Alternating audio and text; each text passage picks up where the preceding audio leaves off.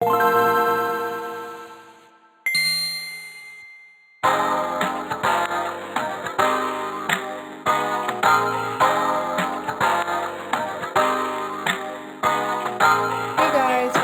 the fanfic reread project. In this episode, we will be finishing our reread of the original version of Lego Story. So, as I said last episode, we will only be reading one chapter this episode, and it's not complete. But after that, I'm going to go into how the story was supposed to end because I still have my outline for this, as well as going over what the sequel was supposed to entail after I give my final thoughts and stuff. So let's jump right into chapter 6. So what's the verdict? Clint readjusted himself so that he was sitting more upright on the medical bed. The grimace that passed over his face when he accidentally started to use the wrong leg to push himself back said almost as much as his words could. I wish there was a way you could have said something that said almost as much as that sentence said. Still useless, he declared. That burn, man. It stopped me from bleeding out, but it hurts like hell. Looks like you're on your own, kid. She shook her head. I doubt it. Fury will find someone to tag along with me in the next assignment. Better hope it's someone you like, he said. She smacked him playfully on the arm. You better get going. You all have a lot to talk about. That we do, she said as she got to her feet. Try to keep yourself together while I'm gone. I'll see you at the next briefing. She gave him a look as she went up the stairs. I'm not kidding. She shrugged as she stepped out of the door. All right. Natasha stepped out of the infirmary to a totally different scene. Really, did you have to use the same turn of phrase, in the same... It's whatever, I used to do that a lot. Fury had very suddenly relocated their operations to a land based in the city once they'd returned. She went down the tiled halls and into a meeting room filled with S.H.I.E.L.D. agents, all with relatively high security clearance.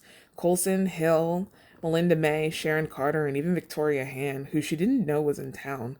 She was surprised not to see Agent Sitwell there. She seemed to be the last to arrive, save for the director. I thought Fury would be here first, she whispered to Coulson, who she'd just sat down next to. Johnny never got back to the Baxter building after what happened at the Empire State Building, he said back. No one's heard from him since then? Coulson shook his head. Sue called me asking for him, and that was right after we got here. You don't think she started, but was distracted by Director Fury appearing in the doorway. Maria stood. You know the drill, everybody. Bottom to top. They're all ready for you, she said when he arrived at the table. All right, now I'm going to go into this and say this right now. There is absolutely no reason for Sharon Carter and Melinda May to be here. Not a single one. As far as I remember, neither of them played into the story. But Victoria Hand, at least, is a character, though she only shows up in Agents of S.H.I.E.L.D., she is said to be a very, high-ranking agent, on the level with Agent Coulson. Hand, as you'll see in this chapter, she does serve some type of purpose in the plot. So, at the very least, you can excuse why she's here. Coulson has been here. Hill is the deputy director, so she was already around. I think it's just because these are the high-ranking agents, and that's why they're at this briefing.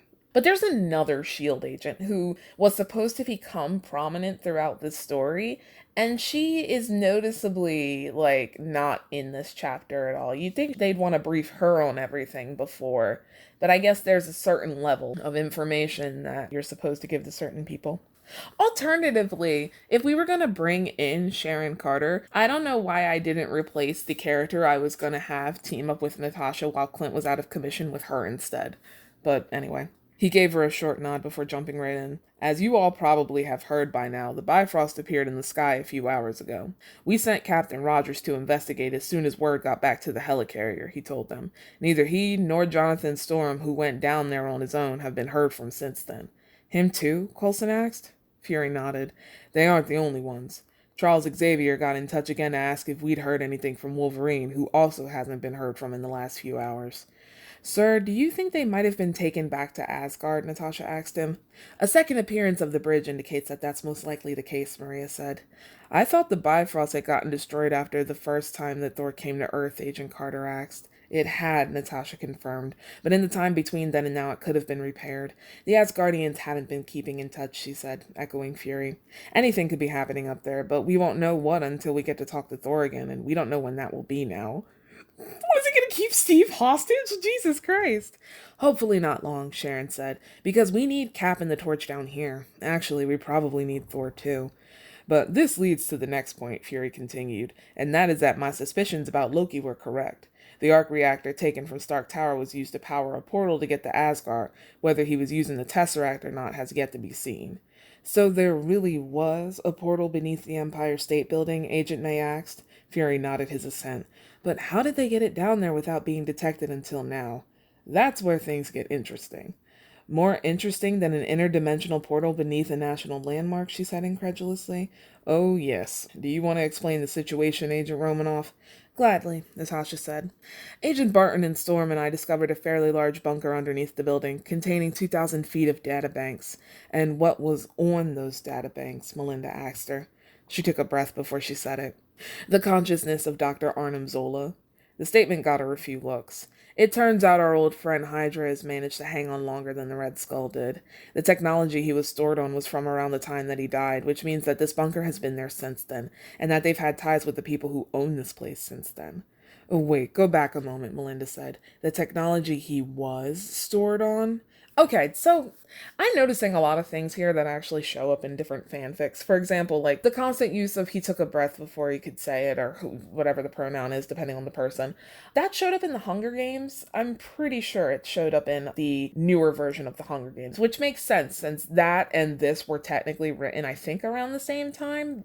The first draft of that anyway. But then like the wait go back a moment reminds me a lot of a line from The Dark Knight Rises. I don't remember the exact line, but it's in one of the like very, very later chapters, and it's said by the character Jen. I think it's a John chapter when Selena comes to John's house to tell them that Batman is back. So it definitely happens in one of the later episodes, but I don't remember which. That had a lot of episodes anyway. But I'm noticing these echoes, and like while the other one is an inner monologue thing that's just kind of annoying because I keep saying it over and over again, this is a bit weird because Agent May doesn't really talk like that. But anyway, Zola's gone. The room they kept him in was laced with explosives. That's how Barton got injured. They sacrificed him to create a diversion so Loki could get out before we could get to him. So Loki's got Hydra working for him, Sharon stated. She shook her head. That's not good. It's not, Natasha agreed. But from the looks of the place, they're nothing like they used to be. I could count the number of guards they had posted on one hand, and they kept their important files in a filing cabinet. You're kidding. Nope. The drawers had locks. Not that that meant anything to me, she said, flexing her fingers under the table. Speaking of that, I'll take it from here if you don't mind, Agent Hand said, rising from her seat. One of the files that Agent Romanoff obtained from this base focused on us directly, as noted by the label on the tab. Sharon shook her head in disbelief. Questionable security choices aside, the contents of this file were alarming, to say the least. Did they have intel on S.H.I.E.L.D., Natasha asked, fearing the worst. Yes, but that's not all, Han informed them. They had intel from S.H.I.E.L.D. They were all taken aback at the sound of that. There was information in that folder classified at level 7. You were right to be worried about it because someone in Hydra has security clearance. Whew. That just happens. What the fuck? Anyway, can we take me back a moment. Go back a minute. But see what I mean when I said that Hydra's questionable security choices are commented on by the story? It's making a comment on the state of Hydra nowadays. It's not like I did it so it would be the easiest thing. I actually made something about it. And I like the intentionality of that. I feel like this was supposed to play into the sequel somehow, but I don't remember entirely. But I think part of it is because at the time that this was originally written, the sequel was different. But we'll talk about that after we finish the actual chapter a little bit more. The brief silence between her words and Fury's was tense. I hate to do this considering everything that's going on, but we've got no choice but to go into lockdown. We're moving all operations to our main bases effective immediately. Anything that has to do with the current situation comes directly to me. Is that clear? He got a series of nods in return. Good. The rest of you have your assignments and can go. I still need to talk to you, he said, pointing to Natasha. The table emptied around her as everyone else went off. Is this about the other folder? She asked. It is, Fury said with a nod, and then he waved her along behind him. We need to figure out what Hydra wants with Roxxon, he told her as she followed him out of the room. They've been developing a new energy core for the last year or so. It's still in prototype phase, but I have a feeling that Hydra wants it. He stopped and unlocked the door to his office. She leaned against the doorframe as he moved to his desk and grabbed a black binder out of a drawer. You discovered it, so I want you to figure out what's going on, he said as he handed it to her.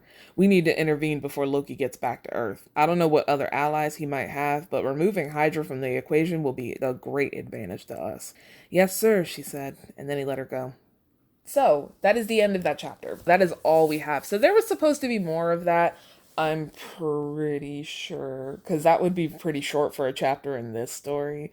According to the outline, they were going to begin the investigation into Roxxon in this chapter by interrogating Mad Dog about it, and then the Bifrost was going to show up again in the evening. I guess probably to cap the chapter off, not like anyone was going to go down there probably. So yeah, that is the end. So my thoughts on this story are, it has potential. There's definitely something here. But this story, I think, just tackles the situation in all of the wrong ways. Like I said, my favorite chapter, I would say, out of all of these was chapter 5. Because I think chapter 5 handled its content the best when it came both to making it quote unquote more realistic as well as keeping it interesting and stuff. There were some interesting things that happened here, but overall, I feel like the story lacked not focus, because it's not like there were meandering plot threads and all this other stuff. But I think the fact that I decided to adapt Lego Marvel Superheroes, an ensemble game with a cast that includes not just the Avengers, but also the Fantastic Four and the X-Men, and then centered it on the two Avengers featured in the least amount of levels. That to me is what bothers me about it. And like, I understand why I did it, and I've said this a few times. It's about like my decision at the time, because I was like, well, I don't want to have a story where all the POVs are only men, you know? So understandably, I'm like, well, Natasha's an Avenger. We can make her the POV. But Natasha does not have access to everything that happens in the story, nor can you just give her access, because there's just some levels that it doesn't make sense for Natasha to be at. If she were somehow available to be at every single one of these and then showed up at it, it would start to feel less like an actual situation that's developing and more like a series of weird coincidences that are happening to her specifically. And that's really weird. So I made the right choice by not having her be present, but not once did I stop and think that because of the fact that she isn't present, maybe she shouldn't have been the main character because she's not getting the full view of things. Like, we should not be getting briefings every chapter to update us on the main plot of the story. I said this last episode, that's unacceptable. That is not good storytelling. And I've mentioned a few times that I wanted a woman to be the main character and then was like, but this was a bad idea. And I feel like I haven't really been articulating why exactly, outside of the logistics of like Natasha just can't be everywhere at once. But there is another issue with it, and it's the idea that if Natasha's the main character, it somehow makes the story progressive just by virtue of the woman is the main character. When in reality, you have to do, more to do something like that. Having women be central characters in this, that's great, that's good. But if it's to the point where the woman being the main character, and I do want to emphasize that having one main character is also a mistake in this story. But if you have to sacrifice actually being able to tell the story to do it, and then you don't really do anything with it by like portraying the woman in like a position of power, or not even just that, but just being competent and having agency and stuff. Now, that's not to say that Natasha does not have agency and isn't competent, but this story does fall into some weird traps. Like, the whole thing I described way back, I think, when we were reading chapter 3, and I was like, I decided back in the day that Clint would know science stuff while Natasha was more into the supernatural. And then it wasn't until after I started doing it that I realized that that actually falls into sexist trends in media. That's what I mean. It doesn't matter if you make Natasha the main character if you're not going to do something with that, especially if making Natasha the main character makes it hard to tell the story. I said this a million times before, but the story should have had a revolving POV structure. If you wanted to try and do it between the 4 playable female characters, sure, why not? I don't know if you would have gotten the complete story without including at least a few of the men, but even just adding in Jean Grey, Sue Storm, and Storm would have helped immensely, because you would have been able to see way more. Between the 4 of them, I think they would have been able to cover not all of the levels, but a lot of them. But I chose not to do that and instead just focused on one person, which ended up kind of fucking up this story. To be honest, I really don't think Lego Story would work super well as a novel anyway. At least not the way that I usually write novels. I think it would work a lot better as a TV show, because then Natasha and Clint and all the shit that they were supposed to do in this, you could completely keep all of that as various like subplots and B plots as well as parts of the main plot, weaving it in with the rest of the shit that happens. Which I actually do have a version of Lego Story that is a television show, so you'll see how I handled that back in the day. Might not have done that, but anyway, now that we're done that, my basic verdict on the story is just that it had potential, but it was too long. Every chapter felt like it dragged, except maybe chapter 5. And even after a while, it's like chapter 5 did start to feel like, okay, we can speed this up a little bit. But at least I enjoyed chapter 5. Most of the other chapters just felt like I was just like reading padding, and I'm like, I wish I could go on to something else now. But yeah, it's too long. The focus is on the wrong characters. It had potential, though. It had potential. Let's get into the rest of the story. So like I said, chapter 6 was supposed to include an interrogation of quote-unquote Mad Dog. We'll just call him Grant because Mad Dog is a dumb name and I hate it. But I gave him that name on purpose because it's silly. And then apparently they were supposed to see the Bifrost again in the evening. So then the next chapter is chapter 7, and this was supposed to cover multiple levels. I think levels 6 and 7 of the game. No, 7 and 8 of the game, excuse me. So news of an attack on the X Mansion was supposed to get to the helicarrier not that long after the Bifrost thing, later. Oh, not the helicarrier, the base that they're at, excuse me. And what this is Magneto attacking the X Mansion to get the Tesseract, which Loki had gotten from Asgard, but then Wolverine had stolen after they had thwarted Loki that one time. So Director Fury was supposed to initiate Operation Latveria, which is I think he was talking about that. He's getting together a team to infiltrate Latveria. And his team is basically just him and the Fantastic Four. He's leading it himself. So Maria is now in charge of S.H.I.E.L.D. Natasha continues to follow up the leads on the Roxxon thing, which apparently was supposed to lead to Wilson Fisk. This is a plotline that I actually really like. And then they have a briefing about the energy core in the Fisk mention. Okay. She goes undercover on a mission to Fisk Tower to investigate the Roxxon dealing. And as she goes through his files, she realizes that all of the villains are actually working together.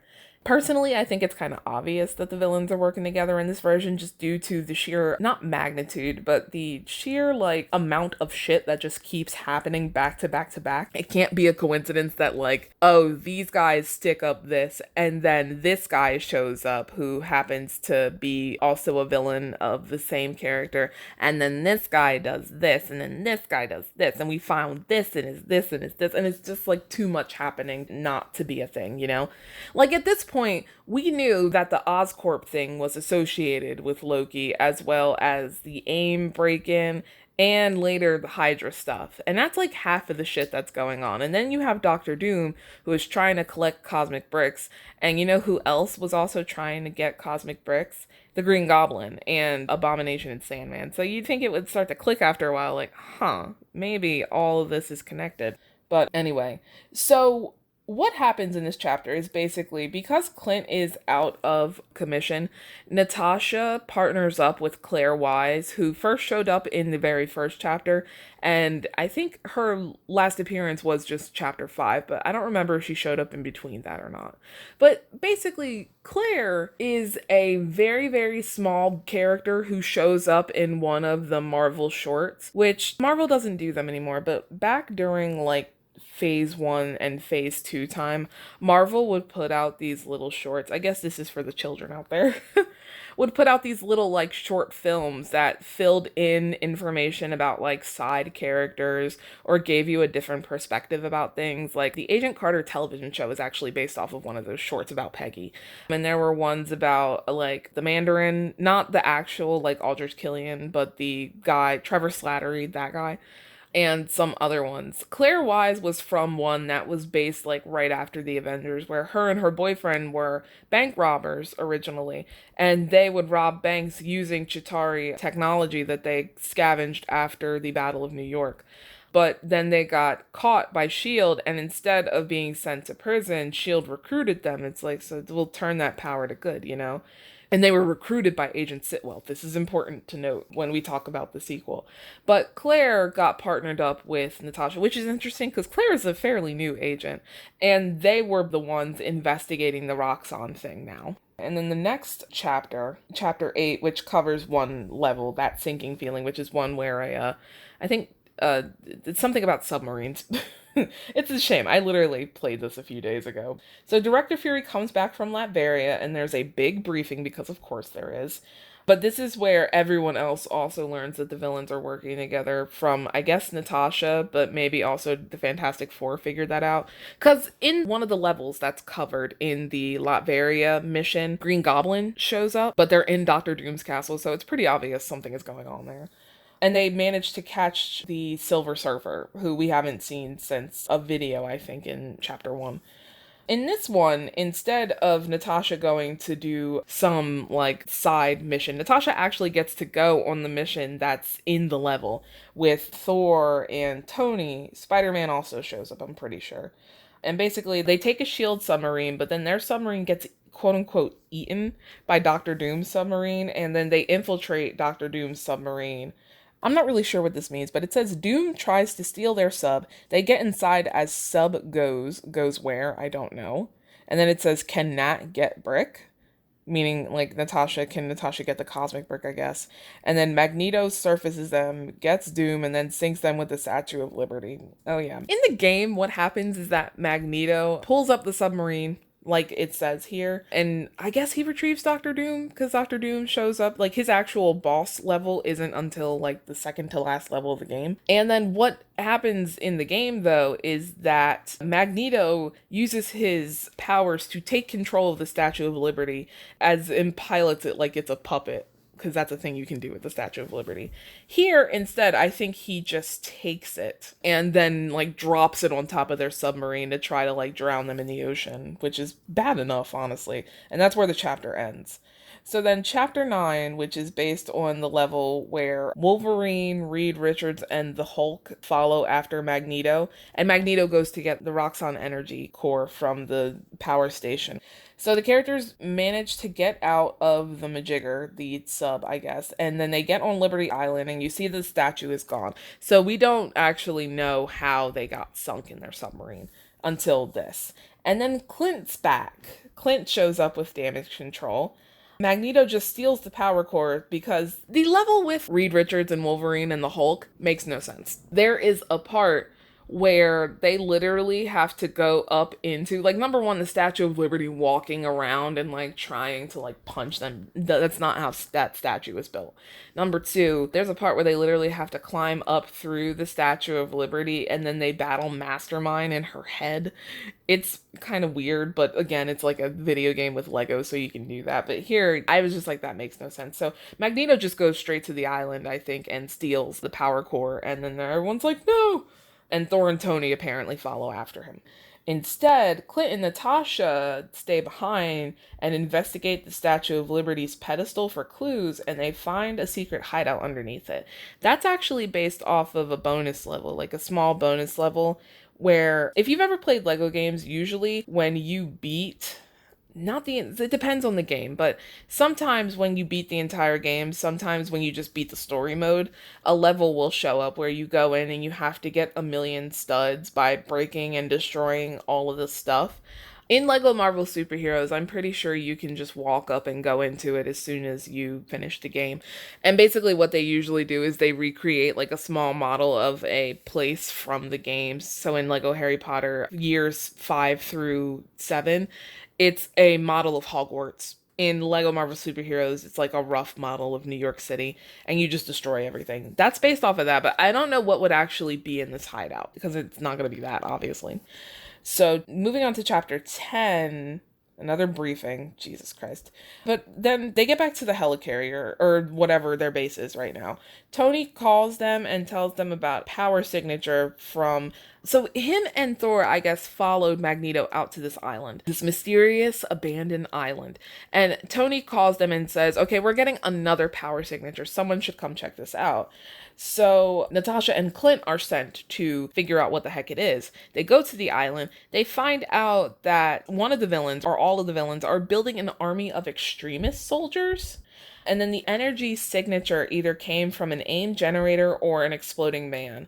So what that is from is, if you've watched Iron Man 3, you might remember that when people use extremists, if they use it too much, I think, or something like that, if they're not careful, it's a very unstable solution. I can't think of the word I'm trying to say, but it's very unstable. So if you do something even a little bit wrong, people literally will explode. And the explosion has the same force as like a literal bomb. So it makes sense that Tony would read another energy signature out there. So it could be that, or it could be the generator, depending on what's in it, I guess. And then they apparently have an encounter with the lizard. So I guess that Kurt Connors mention would have come to something. And then while they're out there, they also see Asteroid M take off. So that would be the very ending events of the actual level from the game, which is happening on the other island, which I guess in this one, instead of Steve and the Thing, it's Tony and Thor dealing with that. And Asteroid M is actually a space station that Magneto built on this deserted island, which is apparently filled with dinosaurs.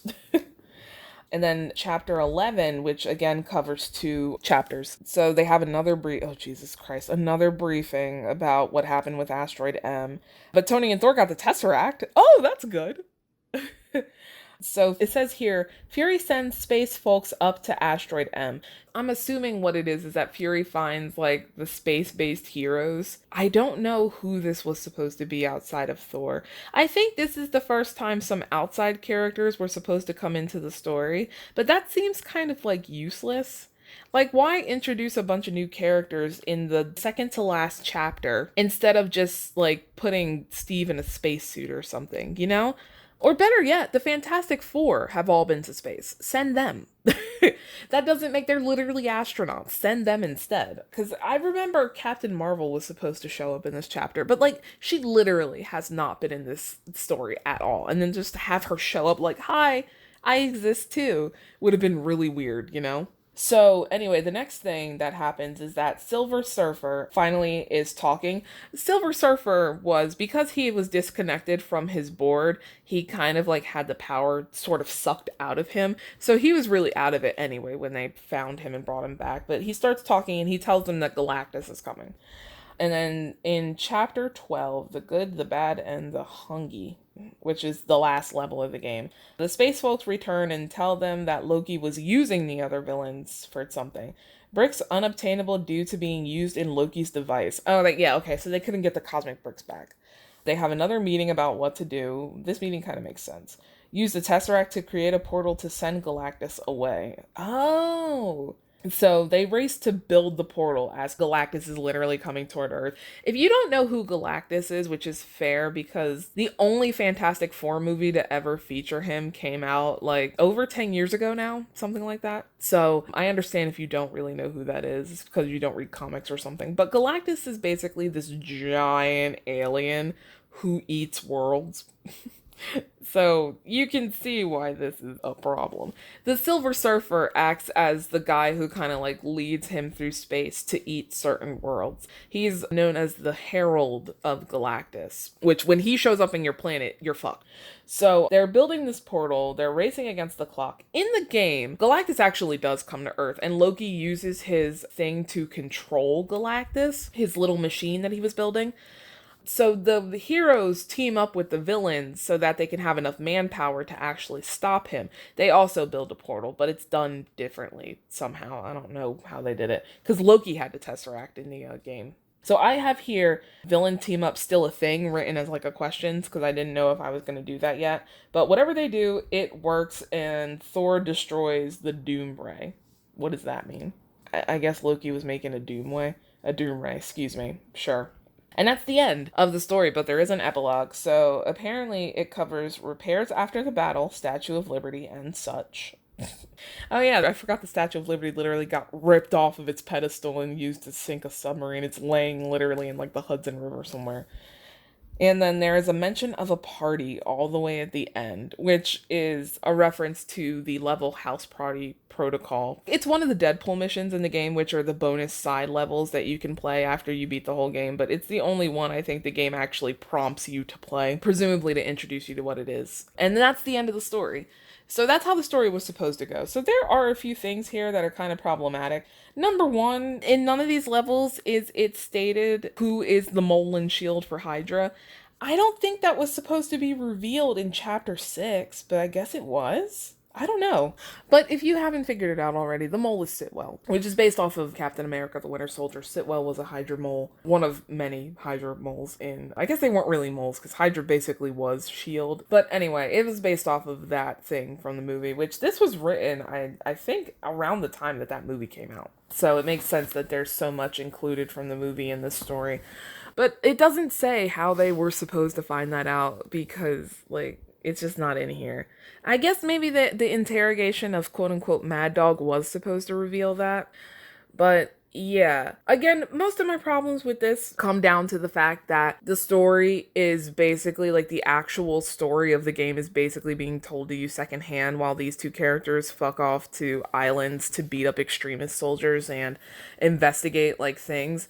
At least the Roxxon investigation does play into the plot. You don't get to see the stuff that's happening, like the attack on the X-Mansion and all of that stuff. But the least thing I can say about the Roxxon thing is that it does end up impacting the main plot, like, a big time, because it leads to the reveal that all of the people are working together. And again, like I said, I actually do like the Roxxon investigation because of, like, the undercover infiltration of Fist Tower and all that stuff. But yeah, so that's the story basically. So now the sequel. So I feel like I didn't really explain what was supposed to happen in the sequel and what generated the idea for the sequel. I don't remember if I explained this in the first episode or not, because I think I had to re-record parts of the first episode. But while playing LEGO Marvel Superheroes, I would team up certain characters and then make up stories for why the characters teamed up with each other.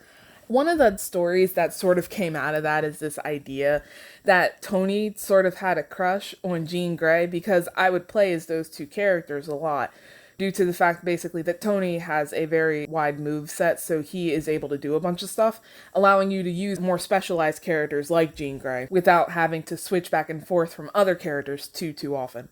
Practical reasons aside, it was basically supposed to be like a cute little, oh, he likes her, they like each other. And then I unlocked the Pepper character token and I was like, well, this is over. And then I was like, wait.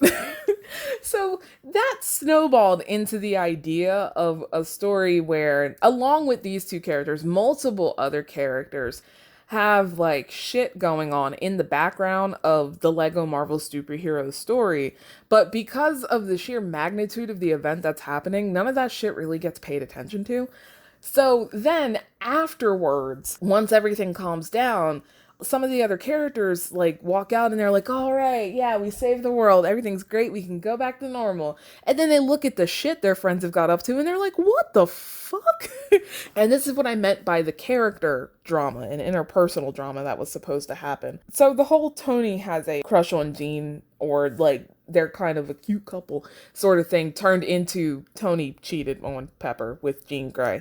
Jean didn't cheat on anybody, but so that happened. I'm pretty sure she didn't know about Pepper. However, like I said, due to my focus on having Natasha as the main character and then trying to make the story more realistic, I kind of got away from that.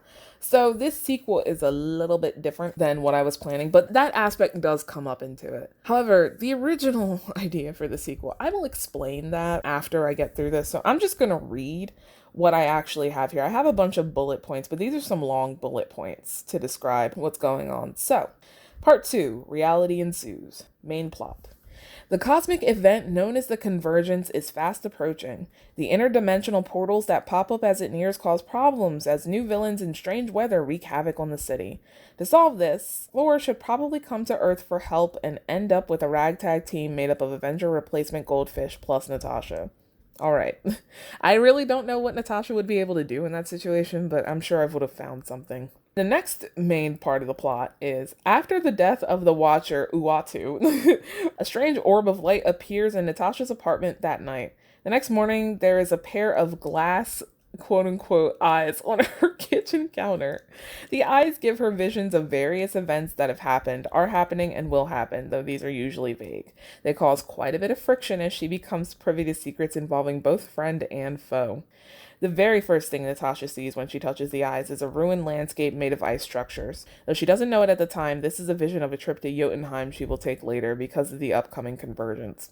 So, do you see what happened there? Because Natasha is the main character of this story, and due to that cannot see everything that's going on, I had to come up with a magical excuse for her to see this stuff, so it could actually cause tension between her and the other characters. I think it might have been just more compelling if she was like talking to people and then learned things from listening to other people, but hey, this is a thing too, I guess. So, moving on to the section called Conflicts. Some heroes, such as Iron Man and Captain America, have moved away from New York in the 6 months between the two stories. The number of supers on call in the vicinity is severely low compared to the previous story, leaving S.H.I.E.L.D. agents on the front lines. Ooh, yeah, that would actually be a really compelling problem, wouldn't it? Along with this, a number of these other superheroes are too busy sifting through the various personal conflicts to be helping properly anyway. Ding ding, there it is. Natasha becomes aware of some of these through the eyes. These problems do end up interfering with the events of the main plot as characters get in the way or divert the attention of the main characters. And the next point, Natasha also struggles with having possession of the eyes because she becomes aware of events that will happen or are happening, but when asked how she knows, she has no way to prove her claims, as the eyes only work for her. Why? This inadvertently resurrects the air of mistrust that surrounded Natasha when she first became an agent, causing problems in the rank. They also create rifts in her personal life as she becomes privy to the not-so-nice secrets of her friends and starts distancing herself from certain people for what seems to them to be no reason. And then the next point, Wade, as in Deadpool's, warnings are very nebulous and cause people to blow them off until it's too late. Similarly to Natasha's plight, no one believes the reason as to how he knew either. Oh yeah, because Wade is, if you have managed to hear nothing about Deadpool, he is a character who is aware that he is in a comic book, or in the case of the movies, in a movie. So he is very, he's always, breaking the fourth wall, or, tapping at the fourth wall, knocking on it. So that's what he's basically doing there. He knows what's going to happen because he's read the book already. And then he's warning people shit's about to happen. And then they're just but wait, how? And he's So this was supposed to be the plot of the next story. It's some general stuff. I don't have much of an outline for the story. There's really only some stuff for two things. The first chapter, which is apparently supposed to be a prologue, is the house party that was mentioned at the end of the last story. Natasha is at the party. They're all having fun. Woo, yay. That's, like I said, this is based off of a side level in the game. She goes upstairs and then apparently runs into Deadpool, which is, again, kind of surprising because Deadpool has not shown up in any of this. But if there's one character who could popcorn their way into the story and I would actually be okay with it, Deadpool would be the one. And he warns her of the quote-unquote upcoming events. But it'll be a vague warning that she will probably blow off I don't know what any of that means anyway. Bye, Wade. So then you skip forward 6 months to whatever the chapter is where Natasha finds the eyes. She has a dream of a glowing orb in her room. She wakes up properly, the eyes are on her counter, and she has the vision of Jotunheim, and then that's the end. So that's pretty much it. Like I said, though, this was not the original plot of the story, so way back before the story started to change more, I actually came up with a plot for the second version of Lego Story that didn't have anything to do with... the convergence might have played into it, but the main plot didn't focus on the convergence. It was not the primary thing that was supposed to happen at all. Oh, for those of you who don't know, for the people who didn't watch Thor: The Dark World, the convergence is when the 9 realms of Yggdrasil, I'm not sure if I said that right, but when the 9 realms align, so the walls, quote-unquote, separating the realms become very thin, which is why all of these supernatural villains are suddenly showing up brrr. I don't know if there were actually 9 realms in this one, but that's basically what was happening. All of the worlds in the multiverse were coming together. Anyway, the convergence didn't play a huge part into the plot. I think it was originally a side plot somehow in this story. The main plot had to do with someone who was opposing S.H.I.E.L.D., who was, I think, creating super soldiers. The classic superhero, specifically Marvel plot. However, the person who was creating these super soldiers was very kind of diabolical about the way that they were getting the stuff to create said super soldiers. I feel like the extremist army was supposed to play into this, but I'm not entirely sure because it's still in the story. I'm not really sure how they played into the story because of the fact that Loki was just going to let Galactus eat the world. So where did that plot go? What was the point of that? Anyway, I'll just say it right now. So the people who were stealing the stuff and building the soldiers, I'm pretty sure it was the Cronus Corporation, who in the comics are the people responsible for making the Winter Soldier. Now, what happened in this story, and the reason I ended up scrapping this is because I was like, this is way too dark compared to the original story. So that should tell you something. I later tried to reappropriate this story for an Earth 1 season of Agents of S.H.I.E.L.D. That never came to anything due to some stuff that we can talk about more when we get to Captain America. But essentially, what happens is that the story begins with a break-in at Oscorp, where someone, I think, steals Carnage. I don't know why they stole Carnage specifically, but I'm pretty sure they stole Carnage. So this was a huge thing where the S.H.I.E.L.D. is called in to investigate, and they couldn't figure out how they stole Carnage, I think. The problem is that I don't remember purely the original plot of the Lego Story sequel, so there's going to be some stuff in here that might be from the version that comes from AOS 2, which is what that Agents of S.H.I.E.L.D. season was called. So I'm not sure if this was actually from that, or if this is something that came up in the later one, but essentially it was a big mystery. They didn't know how to find out what happened to Carnage. So they keep going through the story, and it's a series of really high level break-ins of various science places as well as magical places. So Doctor Strange's house got broken into at one point. I think Ant-Man's lab was broken into, possibly too. There was just a series of these break-ins, and the people couldn't figure out what is it that they keep stealing because it seems like there's no pattern. But then at the same time, there is a series of murders happening, and the characters soon realize that the people being murdered are all Hydra agents. So what starts off the murder? This is what's wild to me, and this is why I said it's important to know that Claire Wise and her boyfriend, whose name I can't remember, were picked up by Sitwell at the end of their little short film. So the first murder, Claire comes home from work at S.H.I.E.L.D. and finds her boyfriend dead in their apartment. And she calls S.H.I.E.L.D. up and is like, what the fuck? And they find out that he had ties to Hydra. And it's like, what the fuck? And then as they keep going through it, all of these Hydra people keep turning up dead. So they're like, who is killing these Hydra agents? Because that's kind of wild. You'd think Hydra would be the one doing it. But then it starts being other people who are dying. If I'm remembering correctly, there was a point where Hank Pym actually died. And this is where the blood taking thing comes from. So Bruce Banner was doing some experiments with taking Natasha's blood and testing it, and it resulted in there's something a virus, and something, I don't know how it happens, I don't remember, but a virus comes out of this somehow. Now, this virus, then it's stolen, I'm pretty sure, by the people who were stealing all of this stuff, the Cronus Corporation operatives.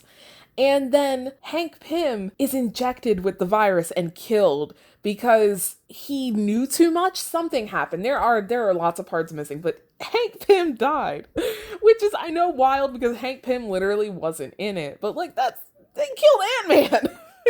And then they tried to kill Aldrich Killian in jail, but he was able to avoid the effects of it because of the extremists. So he basically hardcore sweated out this virus by giving himself the ultimate fever. And because of that, he was able to tell S.H.I.E.L.D. what was going on. But yeah, there was this part that I think the characters return. I don't know if the characters return the Fisk Tower. See, what I'm not sure of is whether this Fisk Tower sequence was always in this story and then this was some type of follow-up, or if I took the Fisk Tower idea from the original sequel and then made something similar, not similar, but a thing that took place in Fisk Tower in this story because of that. But what happened at Fisk Tower is that I'm pretty sure it turned out that part of the group of people who were stealing all of this stuff worked for Wilson Fisk. And one of those people was actually Elektra, who he, I guess, hired as an assassin. And they failed to steal something from somewhere. They were foiled by the heroes, I'm pretty sure. So as they're going back, like her and these other people, or it's her and Bullseye. That's what it is. Okay, I remember now. So the plot where they couldn't figure out how Carnage got stolen because it looked like his case wasn't broken into, that's from AOS 2. Originally, what happened is that Elektra and Bullseye stole Carnage, but no one was able to truly see who it was who stole Carnage, so they couldn't figure out who it was. This is different than the AOS 2 version, where they couldn't figure out how Carnage got stolen in the first place because Carnage was stolen by someone with mutant powers. So it's a completely different thing. I completely forgot about that. Okay, so this is important because we need to know that Bullseye and Elektra exist later, but they come back to Fisk because they were working for Fisk, who is either again or for the first time brokering something through this other villain company. And they failed to do whatever it is they were trying to do. And as they're talking to Fisk about it, and it's like, oh no, they're not gonna like this.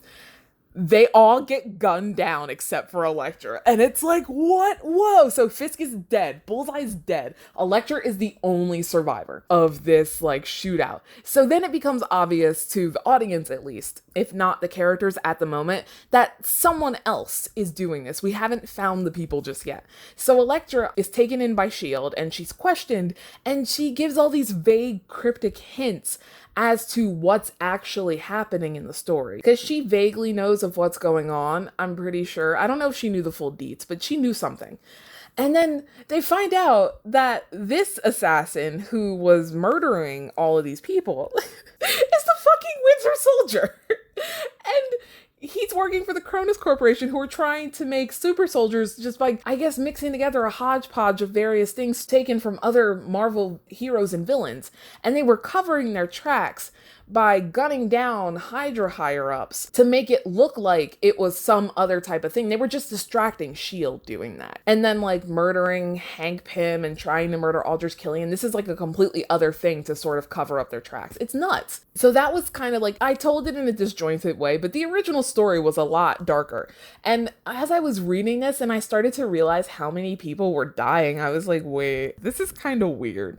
Because in the first story, I don't think any characters, like, none of the main characters die. And in this story, none of the main characters die, but I think Spider-Man almost did get got because of the virus. He contracted the virus, but I think they managed to make up a cure in time to save him before he went the way of poor Hank Pym.